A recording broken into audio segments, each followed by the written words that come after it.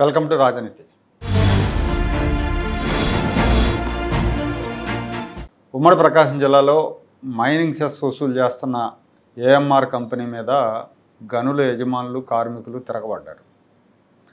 Mining royalty వసూళ్ల విషయంలో కంపెనీలో పనిచేస్తున్న ఆ ఏఎంఆర్ కంపెనీలో పనిచేస్తున్న సిబ్బంది ఆగడాల విషయంలో జనం తీవ్ర ఆగ్రహంతో ఉన్నారు. గత కొంతకాలంగా ప్రజాప్రతినిధుల దృష్టికి తీసుకెళ్తున్నారు. అయినా ఫలితం లేకపోవడంతో తిరగబడ్డారు. ఈ జగన్మోహన్ రెడ్డి గారు ముఖ్యమంత్రిగా ఉన్నప్పుడు ఈ గనుల యజమానుల నుంచి అంటే గనుల నుంచి రాయల్టీ వసూలు చేసే బాధ్యతలను ప్రైవేట్ కంపెనీలకు అప్పచెప్పారు ఆయన. అంతకుముందు మైనింగ్ వాళ్ళు వసూలు చేసేవాళ్ళు. సో రాష్ట్రంలో జిల్లాల వారీగా రాష్ట్రాన్ని విభజించి కొన్ని జిల్లాలు ఒక్కో కంపెనీకి ఇచ్చారు. అట్లా ఏఎంఆర్ కంపెనీకి, కొన్ని జిల్లాలేమో తెలంగాణ మంత్రి పొంగులేటి శ్రీనివాసరెడ్డి ఉన్నాడు కదా, ఆయనకు సంబంధించిన రాఘవ కన్స్ట్రక్షన్స్కు, అలాగే చెవిరెడ్డి భాస్కర్ రెడ్డి తాలూకా ఎమిగోస్ అనే కంపెనీకి కొన్ని జిల్లాలు అప్పట్లో జగన్మోహన్ రెడ్డి అప్పచెప్పారు.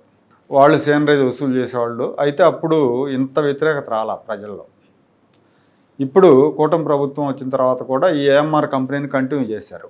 ఏఎంఆర్ కంపెనీకి 7 జిల్లాల దాకా ఇచ్చినట్టున్నారు. నెల్లూరు, ప్రకాశం, గుంటూరు, కృష్ణా, విశాఖపట్నం, విజయనగరం, శ్రీకాకుళం ఈ జిల్లాల్లో గనుల నుంచి కంకర, గ్రావెల్ ఇట్లా క్వారీల నుంచి సేనరేజ్ వసూలు చేసే కాంట్రాక్టు ఏఎంఆర్ తీసుకుంది.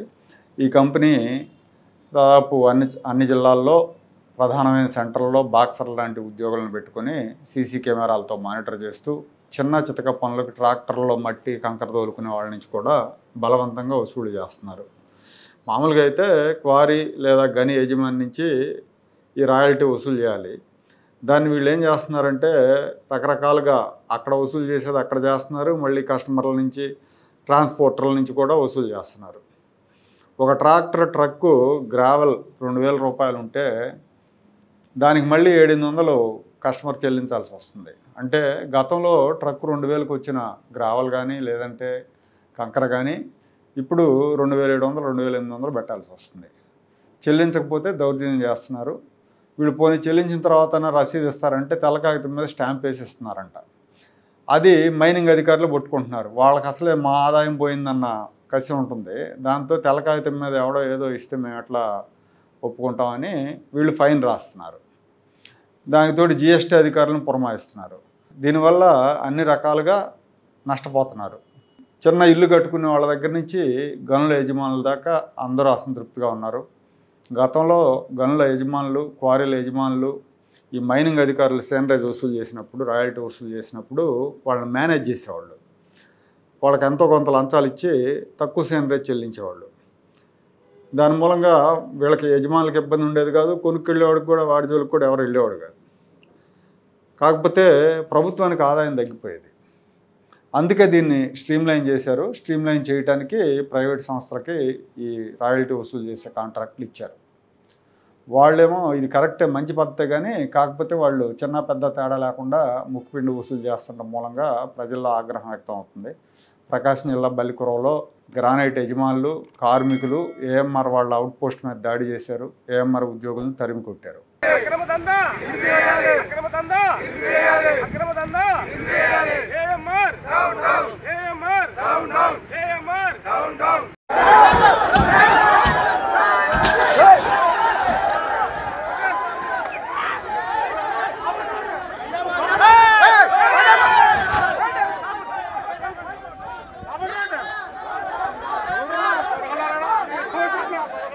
ప్రకాశం జిల్లాలో చేమకుర్తి, బల్లికురవ ఈ 2 ప్రాంతాల్లో గ్రానైట్ గనులు ఉన్నాయి. చేమకుర్తిలో గెలాక్సీ గ్రానైట్ ఉంటుంది. దానికి డిమాండ్ ఎక్కువ. సో దానికి ఉన్నంత డిమాండ్ బల్లికురవలో గ్రానైట్కి ఉండదు. కానీ వీళ్ళు మాత్రం ఆ గ్రానైట్కి ఈ గ్రానైట్కి ఒకే ధర నిర్ణయించి వసూలు చేస్తున్నారు. పైగా ఒకే వస్తువుకి 4 సార్లు రాయల్టీ కట్టించుకుంటున్నారు. కొంతకాలంగా గ్రానైట్ యజమానులు దీని మీద ఆగ్రహంతో రగిలిపోతూ ఉన్నారు. గ్రానైట్ క్వారీలో ఎట్లా ఉంటుందంటే గ్రానైట్ క్వారీలో ముడిరాయి తీస్తారు. ముడిరాయి తీసినప్పుడు అప్పుడు రాయల్టీ చెల్లిస్తున్నారు. అక్కడి నుంచి పాలిషింగ్ యూనిట్లు వాళ్ళు తీసుకెళ్ళి అక్కడ ఆ రాయిని కట్ చేసి పాలిష్ చేసి దాన్ని అమ్ముకుంటారు. సో అక్కడ వాళ్ళు అమ్ముకునేటప్పుడు అక్కడ కట్టించుకుంటున్నారు. ఇప్పుడు ముడిరాయి పాలిషింగ్ యూనిట్కి వెళ్ళే దారిలో కట్టించుకుంటాడు. పాలిషింగ్ యూనిట్ వాడు అమ్మితే ఆ దారిలో కట్టించుకుంటాడు. ఆ తర్వాత పాలిషింగ్ యూనిట్లో వచ్చే మొక్కల్ని క్వారీల వాళ్ళు తీసుకెళ్తారు కంకర కోసం. అప్పుడు ఆ మొక్కల మీద సేనరేజ్ కట్టించుకుంటున్నారు. ఆ తర్వాత కంకర తయారు చేసిన తర్వాత కంకర కొనుగోలు చేసి ట్రాక్టర్లో తీసుకెళ్ళే వాళ్ళ దగ్గర కూడా సేనరేజ్ కట్టించుకుంటున్నారు. అంటే ఒకే రాయికి 4 సార్లు సేనరేజ్ కట్టించుకుంటున్నారు. బిల్లులు ఎవరు? నాకు తెలిసి ఒక మిత్రుడు ఈ సేనరేజ్ కిందే 3 లక్షల రూపాయలు చెల్లించాడంట ఇదే కంపెనీ వాళ్ళకి. వాళ్ళు బిల్లు ఇవ్వలేదు. బిల్లు అడిగితే అవసరం లేదులే వెళ్ళమన్నారు. అంటే అట్లా ఉంటుంది, లెక్క పత్రం లేకుండా వసూలు చేస్తున్నారని. అట్లాగే ప్రతి 4-5 కిలోమీటర్లకి ఒక చెక్ పోస్ట్ పెట్టి, ఒక చెక్ పోస్ట్లో కనుక మిస్ అయితే రెండో చెక్ పోస్ట్ వాళ్ళకి వెంటనే ఫోన్ చేసి చెప్పడం, వాళ్ళు బోలేరాల్లో వెంటబడటం, ఇవన్నీ కూడా జరుగుతూ ఉన్నాయి. ప్రకాశం జిల్లా వరకు 900 మందిని నియమించుకున్నారు ఉద్యోగుల్ని. వీళ్ళలో ఎక్కువ మంది వైఎస్ఆర్ కాంగ్రెస్ పార్టీ సానుభూతి పరులు. ఎందుకంటే గతంలో వైఎస్ జగన్ హయాంలో వీళ్ళు చేశారు. అప్పుడు పెద్ద ఎత్తున వీళ్ళని రిక్రూట్ చేసి పెట్టుకున్నారు. వాళ్ళనే ఇప్పుడు కంటిన్యూ చేస్తున్నారు. గత కొద్ది రోజులుగా నాకు చాలామంది ఫోన్లు చేస్తూ ఉన్నారు. కంకర గ్రావెల్ ట్రాక్టర్లను ఆపటం, దౌర్జన్యంగా వసూళ్లకు పాల్పడటం, వీటి గురించి చెప్తూ ఉన్నారు. ఇవాళ బల్లికురలో దాడి జరిగింది.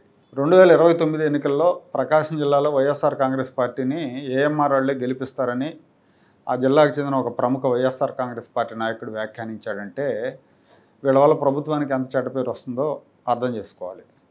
ప్రభుత్వం స్పందించాలి.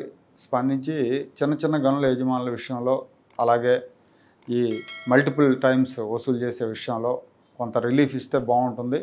ఇంకా ట్రాక్టర్ల ద్వారా రవాణా చేసుకునే వాళ్ళు ఉంటారు, వాళ్ళకు కూడా మినహాయింపు ఇస్తే బాగుంటుంది. నిజానికి ఈ వ్యవస్థను స్ట్రీమ్లైన్ చేయడం మంచిదే.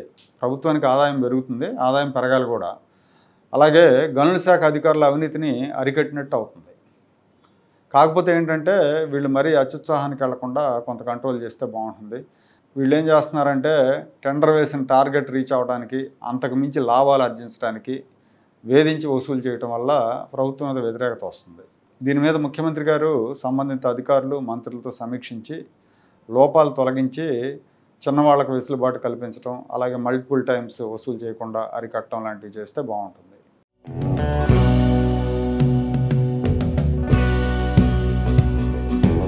Like, share and subscribe to Rajaniti channel.